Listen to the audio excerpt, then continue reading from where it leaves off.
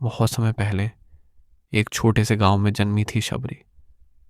वह एक भील जनजाति की लड़की थी, जहाँ शिक्षा नहीं, नियम नहीं और जीवन बस संघर्ष से भरा था।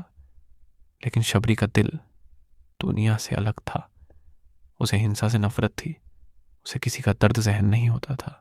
एक दिन उसके गांव में एक बड़ा आयोजन होने वाला था। उस दिन सैकड़ों जानवरों की बलि दी जानी थी। जब शबरी को यह पता चला तो उसका दिल कांप उठा। वह पूरी रात सो नहीं पाई और सुबह होने से पहले ही वह गांव छोड़कर भाग गई। जंगल में भटकते भटकते वह पहुंची एक आश्रम में। वहां रहते थे महान आशे, मतंग आशे।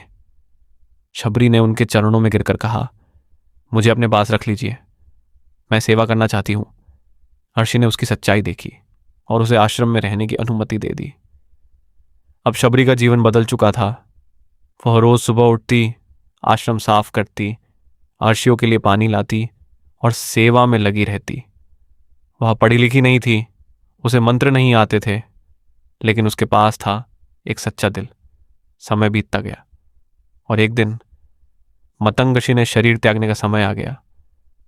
शबरी रोने लगी, अब मैं क्या करूं? तब बर्षि ने कहा, मत रो शबरी, एक दिन स्वयं भगवान राम यहां आएंगे, तुम उनका इंतजार करना। और फिर शुरू हुआ इंतजार।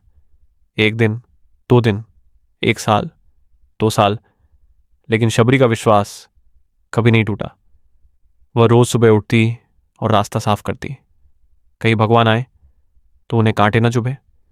वह रोज जंगल से बेर लाती और हर बेर को छक कर देखती।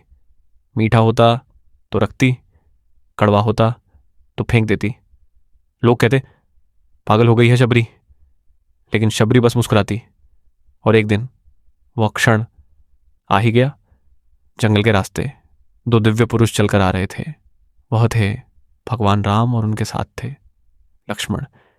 शबरी ने जैसे ही उन्हें देखा, उसकी आंखों से आंसू बहने लगे। वह दौड़कर उनके चरणों में गिर गई। सालों का इंतजार आज पूरा हो गया था। शबरी ने प्रेम से बेर परोसे, लेकिन वे बेर पहले से ही छके हुए थे।